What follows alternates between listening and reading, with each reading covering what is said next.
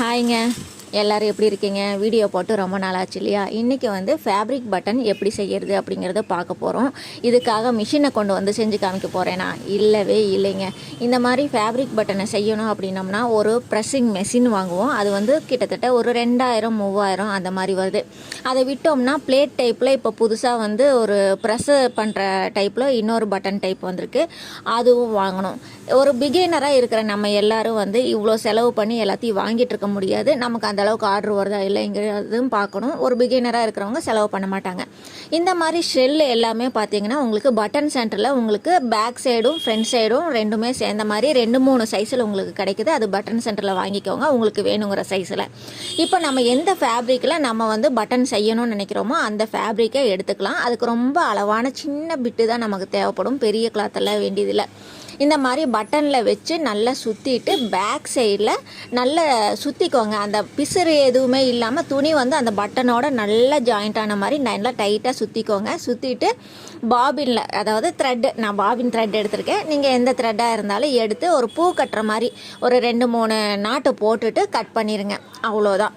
Button நமக்கு முக்கால்வாசி ready ஆயிடுச்சு. இப்போ நமக்கு எக்ஸஸாக இருக்கிற எல்லா கிளாத்தையும் கட் பண்ணி எடுக்கணும். எடுத்துட்டோம்னா நமக்கு ஹாஃப் ஒர்க்கு ரெடி ஆயிடுச்சுன்னு வச்சுக்கோங்களேன். இந்த மாதிரி நீட்டாக கட் பண்ணி எடுத்துருங்க.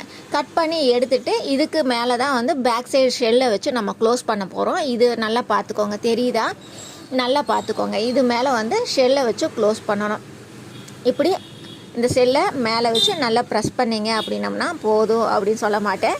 இதுக்கு வந்து த்ரெட்டு கட்டாகி வராமல் இருக்கிறக்கோ இல்லை கிளாத்து கலண்டு வராமல் இருக்கிறக்கோ நம்ம கொஞ்சம் க்ளூ போட்டுக்கலாம். க்ளூ போட்டுட்டோம்னா நமக்கு ஸ்டிச் பண்ணும்போதும் நமக்கு அது கலண்டு வராமல் இருக்கும், நல்லா ஒட்டிக்கும். அந்த கிளாத்து வந்து கட்டாயிராது.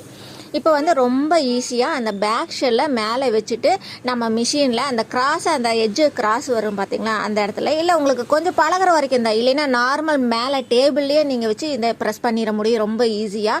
ஜஸ்ட் அந்த கேப்பு மேலே நல்லா லைட்டாக வச்சு மேலே அப்படியே வளைச்சிக்கிட்டே வாங்களேன். அது உங்களுக்கு செய்யும்போது புரியும். நான் சொல்கிறது புரியுதா இல்லையான்னு தெரியல. நீங்கள் செஞ்சு பார்த்தீங்கன்னா உங்களுக்கு அந்த புரியும். அந்த கேப்பை வந்து நம்ம ப்ரெஸ் பண்ணி க்ளோஸ் பண்ணுறோம், அவ்வளோதாங்க. நல்லா க்ளோஸ் ஆயிடுச்சு அப்படின்னம்னா நல்லா திருப்பி பாருங்கள், எல்லா பக்கமும் க்ளோஸ் ஆயிடுச்சா, லூஸ் எதுவும் இல்லாமல் இருக்கா அப்படின்ட்டு பாருங்கள். நல்ல இதே மாதிரி டேபிளில் கூட நீங்கள் வச்சு ப்ரெஸ் பண்ணிட முடியும். சாய்மானமாக வேணும்ன்ட்டு அவசியமே இல்லை. இப்போ ப்ரெஸ் பட்டன், ஃபேப்ரிக் பட்டன் நமக்கு சூப்பராக ரெடி ஆயிடுச்சு. பாருங்கள், நான் சாம்பிளுக்கு காமிச்சது பிளாக் கலர், இப்போ கோல்டன் ரோஸ் கலரில் நான் இன்னொரு பட்டனை செஞ்சு காமிச்சிருக்கேன். இந்த வீடியோ கண்டிப்பாக உபயோகமாக இருக்கும்னு நினைக்கிறேன். உபயோகமாக இருந்தால் மகிழ்ச்சி. பாய் பாய்.